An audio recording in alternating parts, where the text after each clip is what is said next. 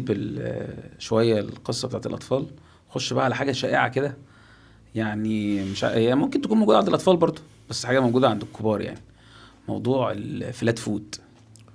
موضوع الفلات فود كويس. موضوع الفلات فود صعب صح؟ شويه. الفلات فود ايه اللي صعبه بس؟ هو الفلات فود يمكن اكتر مرض في هو ايه ليه مرض اصلا؟ مرض ليه؟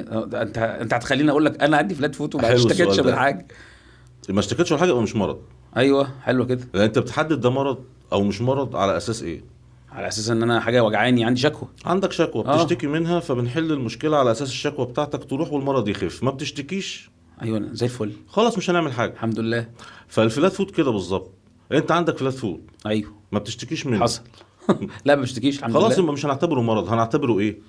شكل للقدم. ويعني ايه فلات فود؟ هنعتبره شكل، شكل. شكل القدم بس. شكل القدم بس شكل طب واحنا ما القدم. يهمنيش، هو الشكل مش فارق ما معانا. بتشتكيش منه، خلاص مش هنعمل فيه حاجه. الحمد لله. وده الصح على فكره، وده اللي مكتوب في الكتب. ايوه هو حلوه الحته دي يا دكتور. بدايه كده، يعني ايه فلات فود؟ احنا بنقول فلات فود كلمه كده درجه، والفلات فود مشهور لدرجه ان احنا بنتكلم على اساس ان ايه ده عنده فلات فود، كانها كلمه عربي. كلمه ايوه، لو حضرتك سالت اي حد في الشارع فلات فوت هيقول لك كلمة درجة انا جدا. والموضوع غالبا هيقول لك عندي فلات فوت اصلا. بتاع الاحذيه بيقول لك ده الفلات فود ده. ايوه بقى الراجل صح بيعمل فرشه فالفلات معينه فود للجزمه مشهور ولا جدا. حاجه. هو ايه معناه؟ يعني ايه فلات فود؟ الفوت يعني قدم بالظبط. فلات يعني مسطح. مسطح فلات. ايوه صح. معنى كده ان القدم الطبيعيه مش مسطحه، اه مش فلات، فيها كيرف. يعني بطن رجلك بيبقى البطن الداخلي عالي رجلي كده شويه عن يبقى. الارض. ايوه لو الكيرف ده مش موجود ده فلات فود. ده فلات فوت.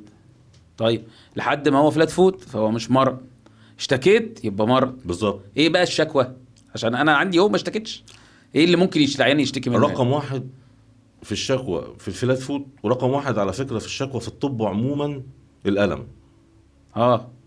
الوجع. وجعاني رجلك بتوجعك مع الوقفه مع المشي، كده يبقى ده مشكله. دي مشكله. ايوه القدم نفسها نظرا لان هي بيبقى فيها شويه زوايا ايوه مش متزنه.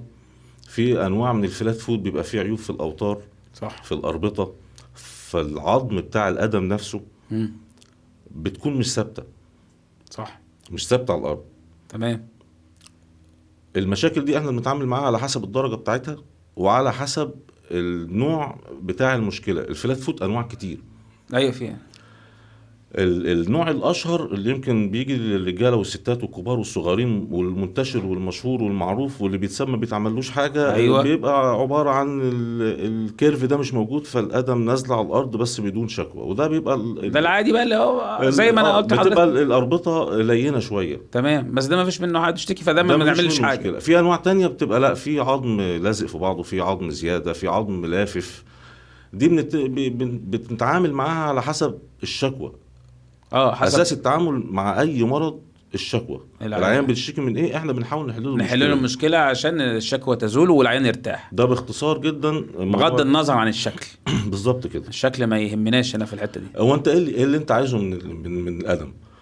القدم يعني عارف. انت ايه وظيفه القدم؟ انت محتاج من رجلك ايه؟ انا محتاج من رجلي ان انا اقف كويس، امشي كويس، بالظبط، ما ابقى متزن وانا ماشي وما توجعكش وما توجعنيش. يعني طبعا انت محتاج الثبات. ايوه مظبوط. وان هي ما تكونش بتوجع وما توجعش توجعني، واقدر وامشي عليها كويس، وتعرف تلبس الجزمه وتنزل والبس الجزمه. طبعا ايوه صح بالظبط. البس الجزمه صح. تمام. اهم حاجه.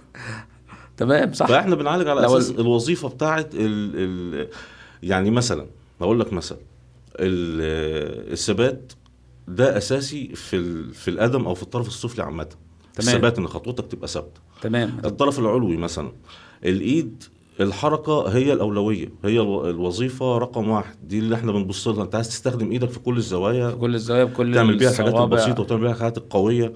فاختلاف الوظيفه هيغير طريقه تعاملنا مع المشكله. صح كده مظبوط صح. فانا عرفت ان رجلي انا عايزها في ايه وايه، فبعالجها على هذا المنظور يعني. بالظبط.